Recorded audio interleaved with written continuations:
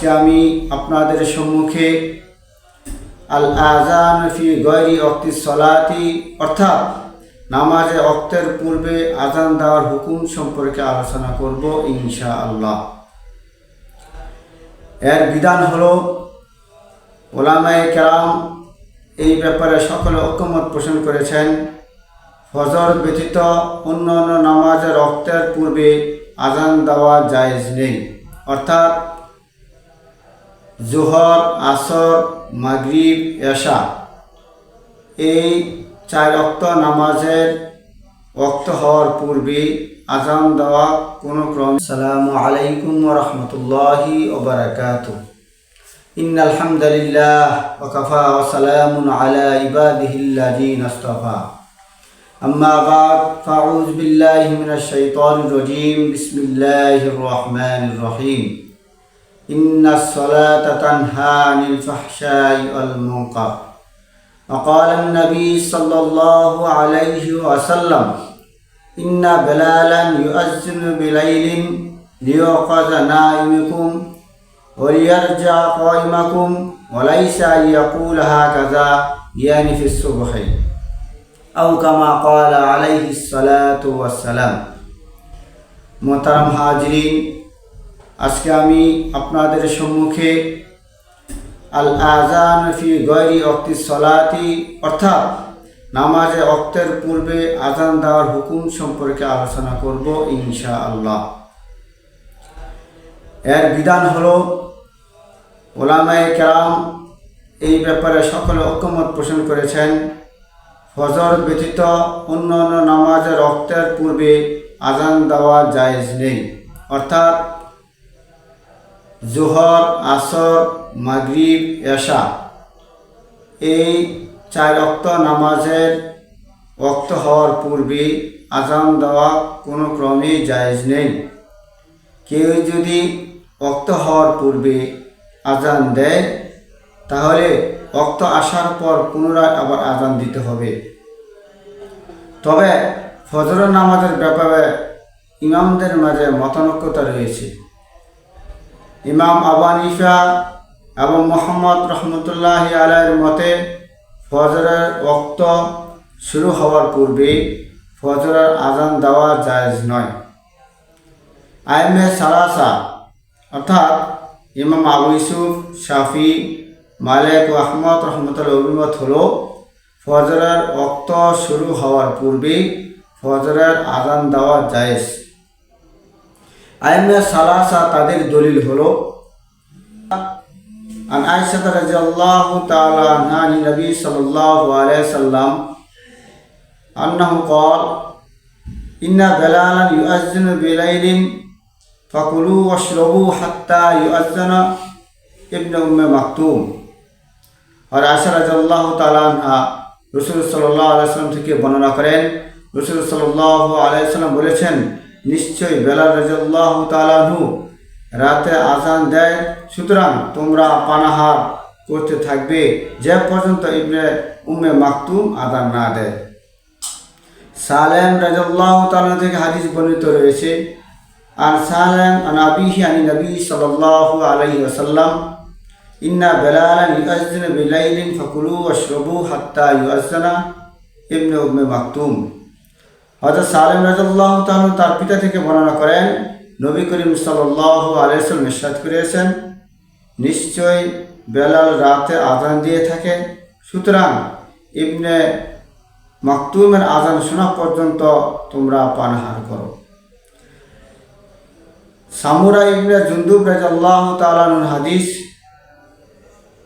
তিনি বলেন যে নবী করিম সাল্লাল্লাহু আলাইহি ওয়াসাল্লাম ইরশাদ করেছেন, বেলালের আযান যেন তোমাদের ধোঁকায় না ফেলে যে পর্যন্ত ফজর স্পষ্ট না হয়। মদিনাবাসীর আমল ফজরের পূর্বে আযান দেওয়া। এ সমস্ত হাদিসের মাধ্যমে দলিল মাধ্যমে এটি প্রতিপাদন হয় ফজরের পূর্বে আযান দেওয়া জায়েজ। কিন্তু ইমাম আবু হানিফা মুহাম্মদ রহমতুল্লাহ আলাইহির মতে তারা বলেছে ফজরের আযান দেওয়া ওয়াক্ত হওয়ার পূর্বে আযান দেওয়া জায়েজ নেই। তাদের দলিল হলো হযরত হাফসা রাদিয়াল্লাহু তাআলা আনহা থেকে বর্ণিত আন হাফসা রাদিয়াল্লাহু তাআলা আনহা আন্না নবী সাল্লাল্লাহু আলাইহি ওয়াসাল্লাম কান ইযা আযানা আল মুআজ্জিন সাল্লা রাকাতাইনি ওয়া হাররামা আত-তুআমা ওয়া কানা লা ইউআজ্জিন হাত্তা ইতুল ফজর।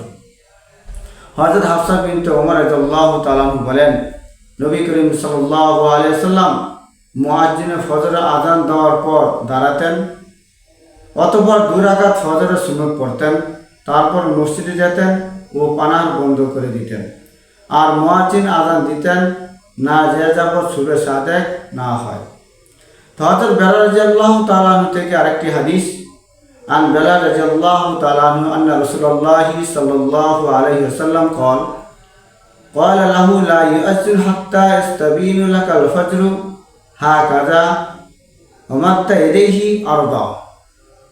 হযরত বেলাল রাদিয়াল্লাহু থেকে বর্ণিত, রাসূল সাল্লাল্লাহু আলাইহি ওয়াসাল্লাম তাকে বলেছেন, তুমি আযান দিবে না যে যাবত তোমার কাছে ফজর তথা সুবে সাদেক এভাবে প্রকাশ না পায়। তিনি বলেন, একথা বলার সময় নবী করিম সাল্লাল্লাহু আলাইহি ওয়াসাল্লাম উভয় হাত গ্রন্থে সম্প্রসারিত করেছেন। আরেকটি হাদিস আয়েশা রাদিয়াল্লাহু তাআলা আনহা থেকে বর্ণিত, আন আয়েশা রাদিয়াল্লাহু তাআলা আনহা ক্বালাত কানু লা ইয়াযরুনা হাত্তা ইয়ানফাজিরুল ফজর।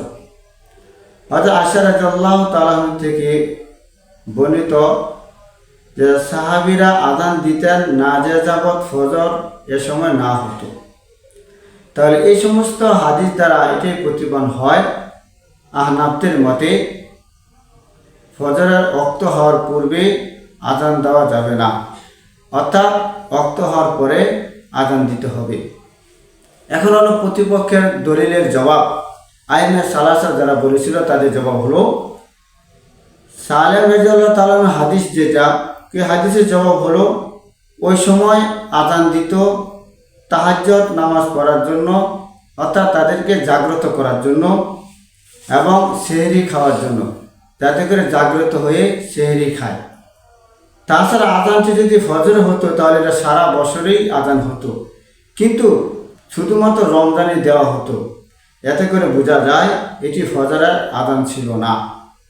যদি ফজরের ওয়াক্তের পূর্বে আযান যথেষ্ট হতো তাহলে পুনরায় ওয়াক্ত আসার পর আবার আযান দেওয়া লাগতো না।